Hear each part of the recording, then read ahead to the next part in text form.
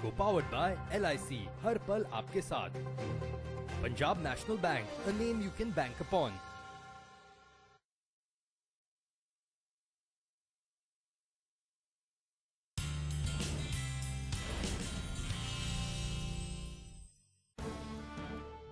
The coronavirus pandemic has disrupted lives and businesses all across the globe. Economies have been hit badly, but things are starting to look up and the vaccines are providing a literal booster shot. But it's safe to say that the way we do business now will be very different from the way it was done earlier. The Economic Times and IBM have come together to present Reshape Tomorrow, a series of power-packed roundtable discussions where we bring the top leaders from different industry sectors together to share their vision for the future and how they have pivoted their companies to reshape tomorrow.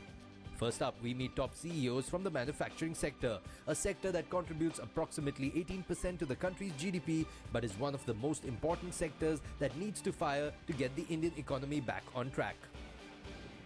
Rajiv, MG Motor, of course, like we were discussing just before we went live, MG Motor has done exceptionally well, some really good products, very good marketing and advertising strategy, could connect with the consumer.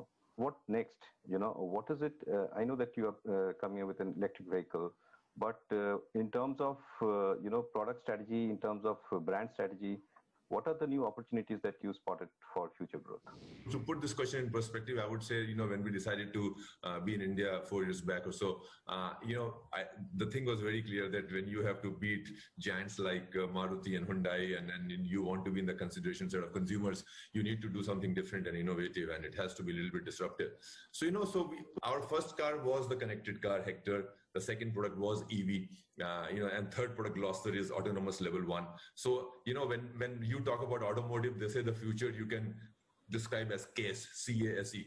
C is connected, A is autonomous, S is shared mobility, and E is electric. So I think we have covered 3 parts of it already, and we are trying to provide, at an affordable price. Now, again, we can argue about affordability here because these are costly cars. These are not easy cars. These are not, but they are sub 40 lakhs cars, right? So it's still within the reasonable definition of affordability. At least it's becoming more and more mainstream. But the important point is we are bringing technology in the country, and we are working with institutes like ITIs to IITs to diploma institutes to how do we localize this technology, impart the skills to the local guys, how do we get more localization out of these things, phase-wise manufacturing, we can do it. I think that's what is value addition within the country, in my opinion. The point which we have, seen in the COVID, that the world is going to be more and more electric. Now, if we sit back and look at that, when the whole world was in lockdown, there were 2 very important things which were making the world also still remaining active and connected. One was energy and the other was digital. And any country, any society which was probably a little bit advanced on this, they could, overall manage that whole situation in a much better comparatively compared to other parts of the world or other countries. I think this is where there's an opportunity, because as we have seen that whenever we talk about, India, I think one of the challenge has been our quality of the power, quality of the energy, and the way we have been probably using energy responsibly in terms of what form of energy we have to use and all. I think there is a huge opportunity now for that world is, or our country has to be more and more electric to be sustainable, to remain connected, and to take care of any of those kind of situation like the one which we faced in from middle of March till whole of April and all, when something lockdown happened, because to make the things go around, you will need those things. How has, COVID redefined, the strategic reallocations that allocations you give for future of living and driving the fact that so much of electric is going to come in, like Rajiv is predicting, like Anil is saying? How does that impact your business? What are the opportunities that you have spotted in the commercial vehicles, segment? Tell us about it. I think if you look at the fundamentals first, of course, the electric and all these new technologies are going to come. That will take some time. But I think the basic fundamental thing is that in India, the logistics costs are still very high. They are almost 12 to 13% of the GDP, as compared to 6 to 7% in the developed countries. So now these trucks are very, very important part of the logistics cost. Now this logistics, if you have to improve this logistics cost, it means a lot of things have to happen. I think if you start with the modernizing the trucks, I think that is one most important. Even if you look at the trucks today plying on the roads, some of the trucks, majority of the trucks, they are with the roadside built cabins. They are not safe cabins. Yeah. So the safety standards have to improve. Then of course with the infrastructure improving, the speeds will go up. It means the trucks have to be even much more safer. Technologies will keep on changing. BS6 has come in now. So it means a lot more opportunities to improve in technology. You will be glad to know that we are now giving 100% connected trucks. 100% of the trucks or buses that we sell today, they are all connected. They are all connected right from the factory. Like we have given ourselves to supply trucks with the live connections. So it remains always connected. While we are talking about manufacturing being taken to 25% of GDP, so it works both ways. We have to scale up domestic production. We also have to export a large quantity of what we manufacture. I'll give you one example, Sujita ji. In dairy also till mid-70s, same situation was there. That time the farmers, in this case the manufacturer, the policymaker and the political leadership decided that we have to become Atmanirbhar. And that time they make 25 years plan. So if you want to become Make in India, it's not 2 years, 3 years, 5 years plan. You have to make 25, 30, 35 years plan how to become Atmanirbhar, how to become Make in India. And I agree, Make in India, vocal for the local is not because we are made in India. You have to first match the quality, you have to get that latest technology. And in India, affordability. And affordability will come from the scale. So like other panelists said, you have to get, we are importing more than, 3 million ACs, why we are importing? So that one is to see. It is not because the technology, it is affordability is also a better thing. We all feel that we are making quality product, okay? Frankly, I'm saying no, because India has got two quality. One quality we make for India, one quality we make for abroad. Let's change that concept. Let's have only one quality. Let's take US. US makes a medicine in the US. When they want to make medicine outside and bring it to US, they have US FDA. Why do they have US FDA? Because they want all the citizens of the US want to have the same quality medicine. Even though the medicine they're importing is cheaper than what they make there, they say the quality I will not compromise. Now, what I'm trying to say is, in India, we end up setting up a special plans for exports, special for domestic, because we want to manage on the cost structure. I'm saying, no, let's make one plant at scale. Let's try and bring in differential pricing in the country. Let's tell our Indian consumers, it's a time we offer you high quality product, value of the product. India, being a rural country with, as we all know, most of our population is there. What are your thoughts on the perspective of the rural economy, and how can Make in India and Atmanirbhar Bharat, while we talk about that, how can they benefit the rural people?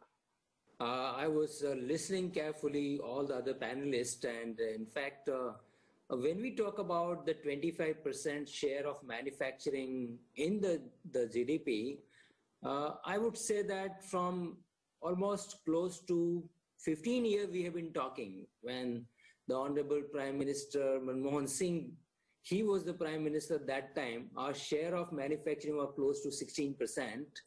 And that time, a thought paper was that how do we go to 25%? And for so many years, we are still talking. And from 16%, it has come down to 14% or 15%. We need to do the true introspection. That why the hell, even after 10 years of our talking, we have not inched up even 1 or 2%. So that's one. In fact, the intent is very good. We need to find the enablers to some extent. I would say, Raj Satta ke bina kabhi business nahi hua hai. And what we have thought is that there are policies intervention but these policies intervention are not truly the enablers today, because either these policies are on a piece of paper, or those policies are not truly becoming the enabler for creating those kind of manufacturing sectors in the country. So we need to understand, and as rightly said by the panelists, we need to understand the competitiveness of the products. We can't have all the products competitive in the country. So we need to understand. I'll go to Mr. Patel. You have been very silently listening to everybody as we talk about India, whether it has the right mix of policy, regulation, skill, and quality to transition to a higher percentage of manufacturing of the GDP. But sir, as we transition, a higher percentage of the jobs in manufacturing will give importance to cognitive abilities and system skills over physical abilities. So how can we prepare the industry workforce to succeed in an increasingly automated world? You know, if we think about the last several months that we've been working through, I think technology, whether we like it or not, has become the unifying force. I keep calling it the Sutradhar that is actually helping us navigate through these paradigms that we are seeing, both within COVID and then what we will see as a new normal. So in an all-pervasive digital world, right, this will lead to a major shift in the talent requirement that is going to have, you know, the need for candidates with the right kind of automation, the right kind of cognitive skills. I talked about some of the relevance that is going to become, you know, the relevance of data and analytics, which is going to be really, really important. So, you know, according to the India Skill Report of 2019, only 45.6% of the youth that's graduating from educational institutions, they are employable. I mean, what this reflects is a massive shortage of skilled workforce in the country. And I think the importance now of making sure that the youth that is being educated and how we are actually skilling people for the industry-ready talent that is needed for the new normal, right? That is going to be really, really important in terms of getting people educated in technology skills, automation skills, and others. What are really your, let's say, the top 3 investment priorities in terms of digital transformation as we move towards more greater amount of digital within our processes? What really are the things that are top of your mind in terms of digital? So being a technology company, I think there are 2 perspectives. First is opportunity and the other one is capability. When it comes to opportunity, I think Panasonic is in a very unique position, which I'm sure many of us would agree, that to provide living spaces solutions, I mean, the residential solutions, and make them more digital. I think with Anchor Electricals on one axis and the consumer durable portfolio on the other axis, we are in an excellent position to sort of create digitalization of the living space itself to provide a comfortable, convenient, energy efficient, smarter living. So we recently introduced a platform called Mirai, which is about smart homes. And the logical first step is sort of IoTification of the entire range of products, and then look at analytics to happen for consumers. That is the first part. The second part is capability building. And I think this might be a challenge for a lot of organizations. So again, our operations are very similar to a lot of panelists, where we have manufacturing capabilities, then the back-end operations, and then the front-end operations, wherein the environment is very fragmented. So I think the challenge with people like us is that how do we look at unifying the entire digital footprint which exists across the organization for a variety of functions, and then let that data talk to each other. So I think that is the kind of challenge which we are now looking at.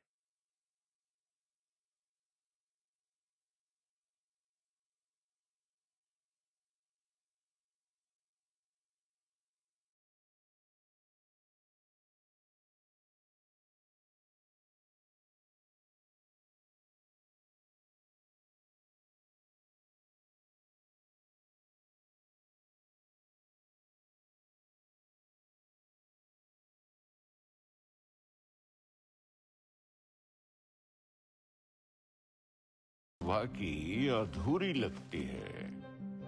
न खस्ता से खबर कोई डबो के चाय में P लें, चबाने डबो के चाय में पी लें। चबाने को नया कानून को न दिन चढ़ता है पूरा, न पूरी आंख खुलती है। अजी डिग्री कहाँ रखी है किसको याद रहता है, जहां तस्वीर छपी थी मगर अखबार रखा है।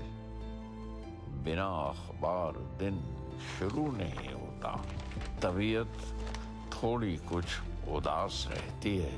बिना अखबार दिन भर प्यास रहती है।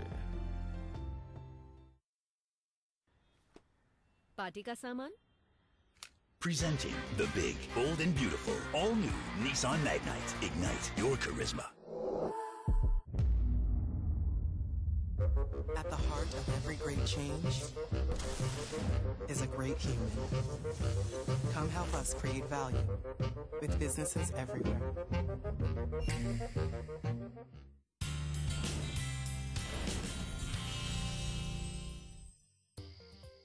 Welcome back to the Economic Times and IBM present Reshape Tomorrow, a series of thought leadership discussions looking at the way ahead for Indian businesses. After the manufacturing sector, we hear from top leaders in the industrial product sector about how their businesses were impacted by COVID-19 and how they are realigning their future strategies.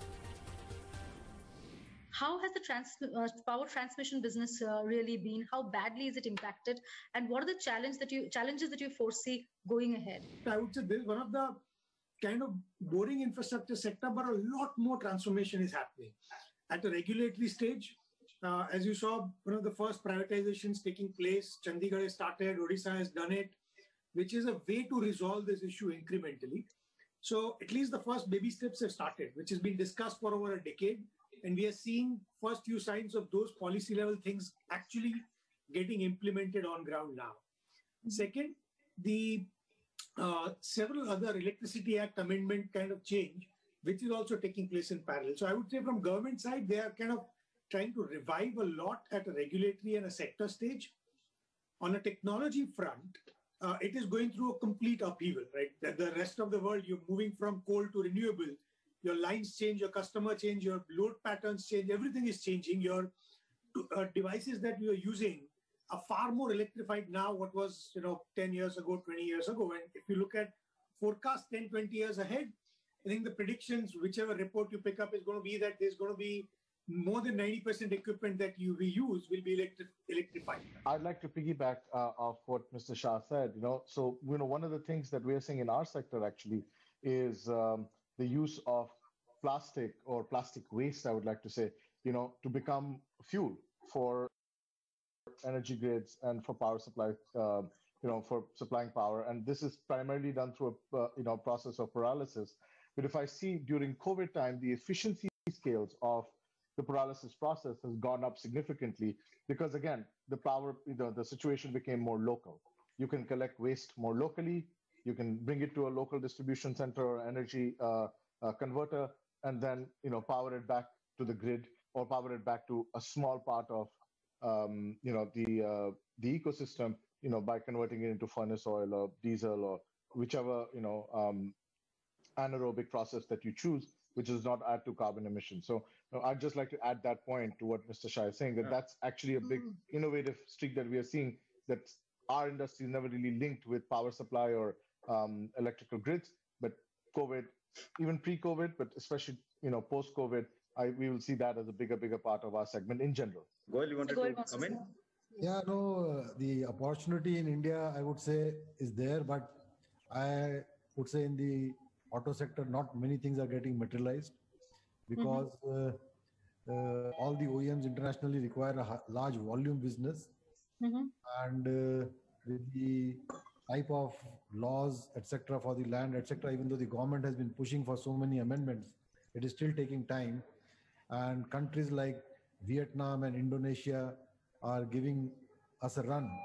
And I know at least dozen of the companies which really wanted to come to India have gone there, but some are coming to India as well in the auto sector, and we have been working with many of them. So a lot of changes required, and some states in India have been doing well in attracting them, but it is still a long way to go. India has a golden opportunity to get large businesses if they miss the boat for next 7-8 months, I think they will miss a lot of things. Sandeep, I'll come to you.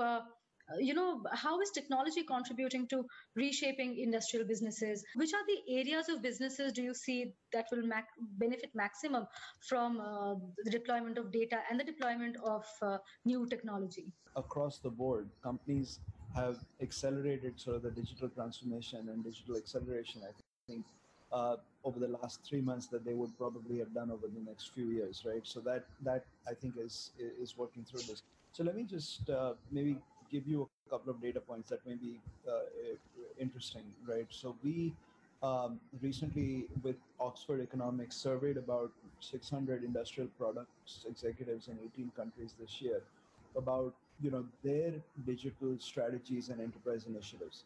And what they told us is that digital initiatives are not only critical to their organization, but what they are expecting and what they are sort of seeing as an outlook is reducing operational costs clearly, and people were talking about to the extent of 40 to 60%, growing market share organically, which was again this was by about 60% of the companies actually were saying that they would be able to do that, and then looking at factory floor data that would be that can generate some really powerful insights, particularly as you start to think about Industry 4.0 type of operations like automation, artificial intelligence, Internet of Things, and so on and so forth.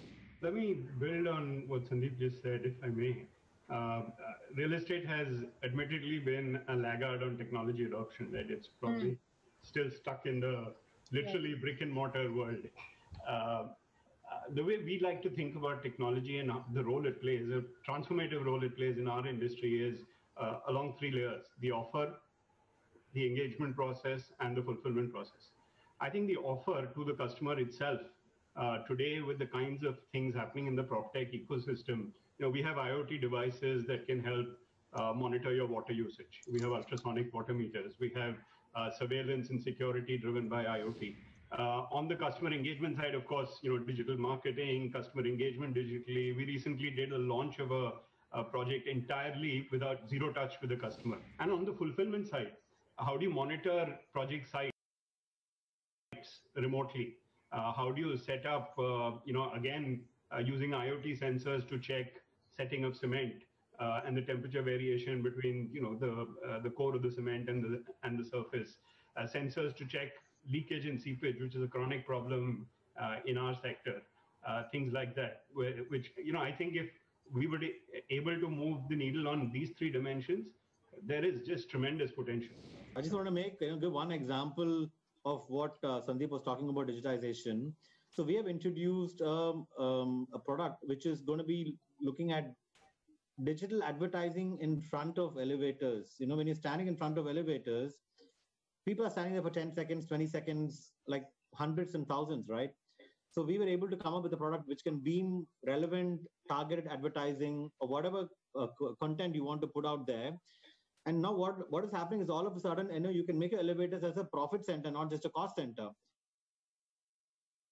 So you can monetize, you can sell the advertising, and then all of a sudden, Arvind is very interested to talk to us because he can make more money from the elevators as well. This is what I think we need to be thinking about digitization. And I think that's an opportunity that's opening up a lot of doors. Mr. Mishra, just to continue on this technology thing, your industry also deploys a huge amount of technology. At the same time, like you said, your performance has actually been quite good and better than in recent times. But what are you looking at for both in terms of technology? How is your company doing? Luckily, in our company, we had embarked on a huge digital strategy before COVID itself. So all our, perhaps one of the few Indian underground mines which are fully connected. You can see the webinar from underground mine itself. And the machines are all IoT enabled and they're connected to that. And we have got central, what they call remote operating centers or collaboration centers, where all the data flow in and there are analysts who are looking at the data. And then coming out with predictive analysis, and then to reduce cost is if you can predict an either breakage in operations or something, so which can be corrected beforehand, and that can reduce. That's the base idea on which it's occurring, and it's working. Along with that, in the COVID, we added a lot of face recognition programs because most of the workmen who are streaming in, it was physically impossible to physically check temperature or whether they are wearing masks.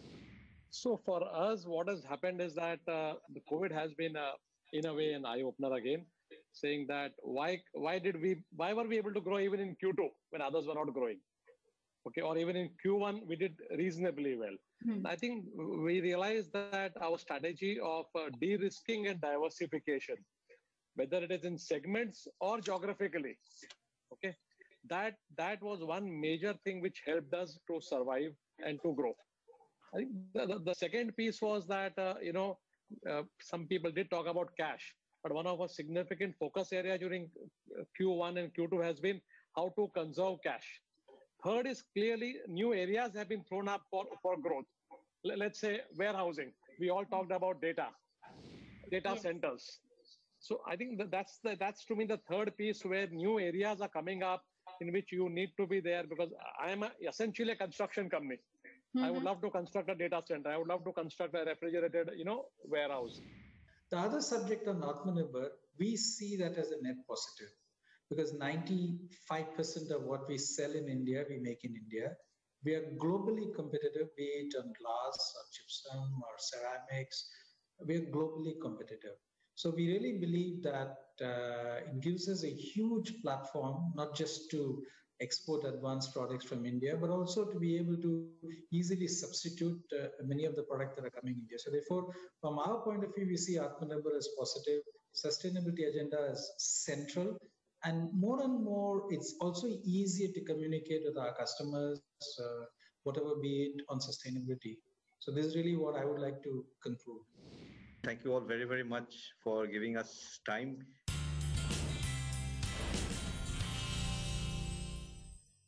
India is waiting. Will the finance minister's prescription cure India's economy?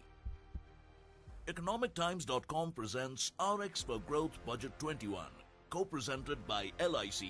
Catch the in-depth coverage of Budget 21 on EconomicTimes.com or the ET app. Good morning! Listen to an SMS joke. They say that the zebra is the oldest animal in the world. Wow. Ask why? Why? Why? Because it's still black and white. One more joke. Invest rupees 20,000 and get 200% appreciation in 2 months. Don't take unsolicited SMS investment tips seriously. Acting on it benefits someone else, not you. Issued in public interest by SEBI. SEBI, her investor की ताकत. India has proved itself as an incredible startup nation. The Indian startup ecosystem is pushing the country's agenda on entrepreneurship and young leadership. IDFC First Bank presents the Economic Times Startup Awards 2020. A recognition of deserving startups and a celebration of the vaulting ambition and skills of some of India's best-known entrepreneurs and investors who have built and mentored the country's fastest-growing startups. Startup India since 2016 has built a very strong ecosystem for nurturing innovation and our startups. Even the dreaded pandemic of COVID could not deter the surge of a startup movement in India. Catch the 2-part series at these times only on ET Now.